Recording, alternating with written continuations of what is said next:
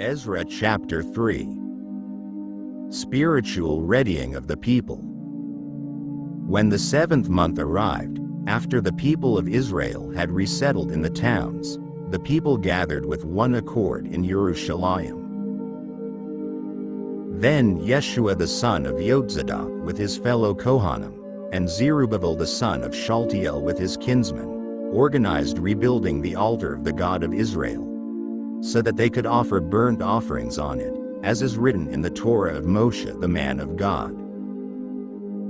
They set up the altar on its former basis, despite feeling threatened by the peoples of the surrounding countries.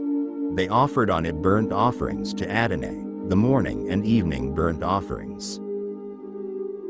They observed the festival of Sukkot as written, offering daily the number of burnt offerings prescribed for each day.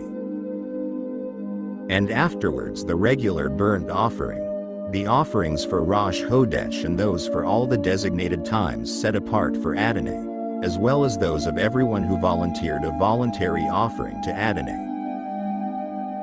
From the first day of the 7th month, they began offering burnt offerings to Adonai, even though the foundation of Adonai's temple had not yet been laid.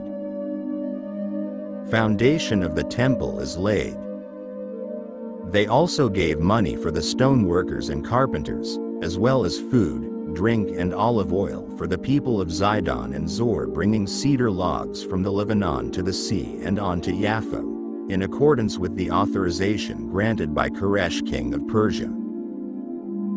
In the 2nd year after their arrival at the house of God in Jerusalem, in the 2nd month, Zerubbabel the son of Shaltiel, Yeshua the son of Yotzadok, the rest of their kinsmen the Kohanim and Levim, and all who had come out of exile to Jerusalem began the project.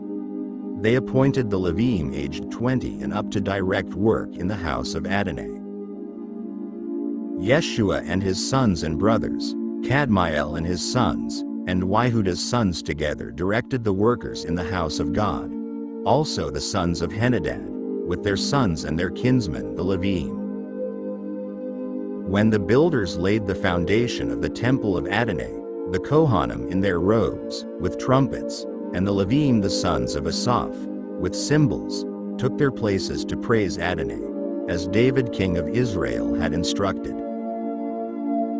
They sang antiphonally, praising and giving thanks to Adonai, for he is good, for his grace continues forever.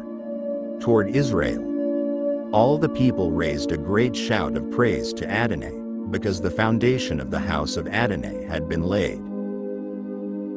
But many of the Kohanim, Levim and heads of fathers' clans, the old men who had seen the first house standing on its foundation, wept out loud when they saw this house, while others shouted out loud for joy, so that the people couldn't distinguish the noise of the joyful shouting from the noise of the people's weeping. For the people were shouting so loudly that the noise could be heard at a great distance.